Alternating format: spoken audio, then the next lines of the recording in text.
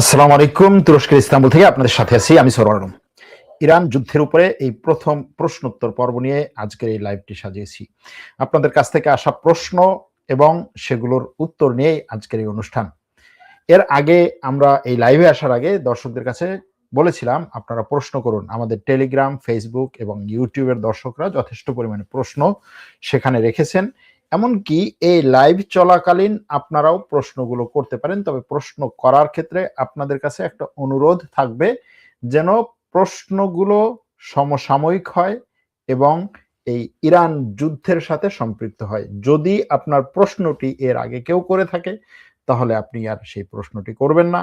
আর একটা প্রশ্ন একবারের বেশি করার দরকার নেই। আপনি যদি বহুবারও প্রশ্নটি করেন আমার সেই প্রশ্ন পড়ে উত্তর দেওয়ার কোনো সুযোগ থাকবে না বা আমরা উত্তর দেব না। শুরুতেই আমরা যাব আমাদের টেলিগ্রাম চ্যানেলের দর্শকদের প্রশ্নে। কারণ হচ্ছে টেলিগ্রাম চ্যানেলের দর্শকরা যথেষ্ট পরিমাণে অ্যাক্টিভ এবং তারা প্রচুর পরিমাণে প্রশ্ন করে থাকেন। আমাদের টেলিগ্রাম চ্যানেলের দর্শকদের কাছে আমরা জিজ্ঞাসা করেছিলাম যে আপনারা আমাদেরকে বলেন এই যুদ্ধ সম্পর্কে আপনারা কি কি জানতে চান। তারা যে প্রশ্নগুলো করেছে বহু প্রশ্ন, এত প্রশ্নের উত্তর দিতে গেলে আর কোনো জায়গায় অন্য কোনো সুযোগ থাকবে না। তারপরেও আমরা তাদের সেই প্রশ্নগুলোর উত্তর দেওয়ার চেষ্টা করব। শুরু থেকে পড়ে আসবো। ইরান কতটুকু সফল এই যুদ্ধে, এটা পরিমাপ করা সহজ না।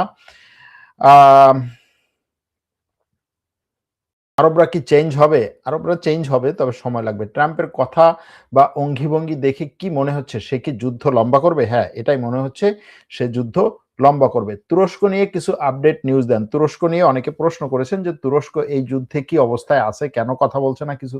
আমি বহু আগে থেকেই বলে আসছি যে এরকম একটা যুদ্ধ হলে তুরস্ক এই যুদ্ধে নিরপেক্ষ থাকার চেষ্টা করবে। যতক্ষণ পর্যন্ত সম্ভব নিরপেক্ষ থাকার চেষ্টা করে। একেবারে ১ বছর ২ বছর আগে যে ভিডিও করেছি সেই ভিডিওগুলো যারা দেখেছেন তারা বলতে পারবেন। এখনো পর্যন্ত সেই অবস্থায় আছে। যুদ্ধের বাস্তবতা কি এবং ইরানের আক্রমণ অনেক কম কেন আজকে?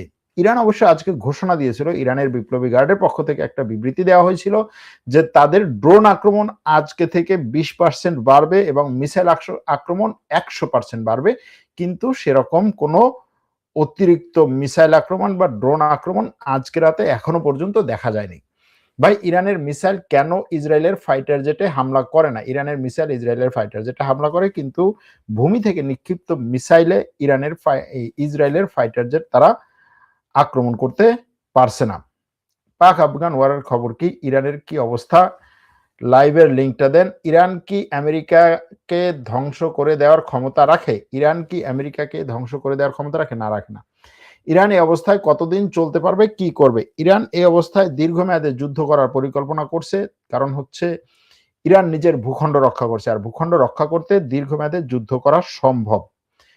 বড় ভাই, আজকে না বলেছিল অনেক বড় ধরনের মিসাইল হামলা চালাবে, ইসরায়েলে কি চালিয়েছে? না, এখনো পর্যন্ত চালায়নি। শুনলাম পারমাণবিক বোমা ব্যবহার হতে পারে। না, এরকম কোনো সম্ভাবনা আমি দেখছি না।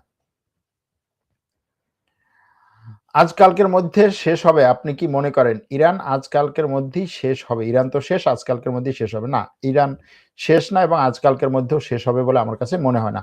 সবকিছুর পরেও ইরানের এই যুদ্ধে জেতার সম্ভাবনা কতটুকু? এখনো পর্যন্ত আমার কাছে মনে হয় ইরানের এই যুদ্ধে জেতার সম্ভাবনা 50-50। তুরস্কের ও ইরানের মতো আন্ডারগ্রাউন্ড মিলিটারি ফ্যাসিলিটি আছে নাকি? কারণ আজ হোক কাল হোক তুরস্কে আক্রমণ হবেই। তুরস্কের মিসাইল ক্যাপাসিটিও কি ইরানের মতো বেশি না কম? প্রথম প্রশ্নের উত্তর হচ্ছে তুরস্কে ইরানের মতো আন্ডারগ্রাউন্ড মিলিটারি ফ্যাসিলিটিস নাই।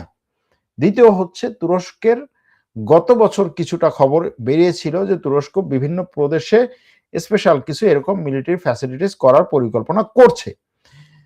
এখনো পর্যন্ত সেগুলো পুরোপুরি বাস্তবতায় রূপ পায়নি। তুরস্কের মিসাইল ক্যাপাসিটিও কি ইরানের মতো বেশি না কম? ইরানের যদি মিসাইল ক্যাপাসিটি ইরান যেভাবে বলছে সেটাকে যদি বাস্তব ধরা হয়, সঠিক ধরা হয়, তাহলে সেই দিক থেকে তুরস্কের মিসাইল ক্যাপাসিটি ইরানের মতো না, বরং ইরানের চেয়ে কম। ইরান শেষ পর্যন্ত টিকতে পারবে কিনা? পারবে আমার কাছে মনে হচ্ছে। আমেরিকা থেকে পারমাণবিক হামলার সম্ভাবনা কতটুকু? নাই। ইরানের ডিফেন্সগুলো কি ইসরায়েলের বিমানগুলোকে হিট করতে পারছে না? না, পারছে না। আমি যতটুকু দেখছি যে ইরান পারবে না, শেষ হয়ে গেছে। চীন রাশিয়া শুধু স্বার্থের জন্য ইরানের কাছে ছিল, কারণ চীন রাশিয়া হচ্ছে ইহুদি। এখানে বিষয় ইহুদি মুসলিম না, এখানে বিষয় হচ্ছে স্বার্থ। চীন রাশিয়া ইরানের কাছে যতটুকু ছিল এখনো ততটুকু আছে, বিভিন্নভাবে ইরানকে যতটুকু সাপোর্ট দেওয়া সম্ভব তাদের পক্ষে দিচ্ছে। তারা কিন্তু ইরানের বিপক্ষে যায়নি, তারা আমেরিকার পক্ষে যায়নি। চীন, রাশিয়া আমেরিকার পক্ষে বা ইসরায়েলের পক্ষে এখনো পর্যন্ত একটা বক্তব্য দেয়নি। ভাই, ইরানের নাকি সাবমেরিন ধ্বংস করা হয়েছে, না সাবমেরিন ধ্বংসের খবর শুনিনি এখনো পর্যন্ত। যুদ্ধ বিমান ধ্বংসের কথা শুনেছি, যেটা আমেরিকা সাবমেরিন দিয়ে ধ্বংস করেছে। এই যুদ্ধ থেকে আমরা কি শিক্ষা নিতে পারি? এই যুদ্ধ থেকে আমরা দুটো শিক্ষা নিতে পারি। একটা হচ্ছে যে আপনার শত্রুকে কোনোভাবেই বিশ্বাস করতে পারবেন না, শত্রুর বিরুদ্ধে সব সময় চূড়ান্ত প্রস্তুত থাকতে হবে। আর দ্বিতীয়টা হচ্ছে যে আপনার বন্ধু রাষ্ট্র বাড়াতে হবে, মিত্র রাষ্ট্র বাড়াতে হবে। যুদ্ধ যতটা সম্ভব এড়িয়ে চলতে হবে, মিত্র রাষ্ট্র বাড়াতে হবে। আপনার শক্তিশালী হতে হবে। মানে শক্তিশালী হওয়াটা এরকম যে আপনার শত্রুরা আপনাকে আক্রমণ করতে যেন ভয় পায়। ইরানের বর্তমান অবস্থা, আরেকটা জিনিস এখানে বলে রাখা দরকার, সেটা হচ্ছে যে আপনার গোয়েন্দা শক্তি বাড়াতে হবে। আপনি ব্যাপক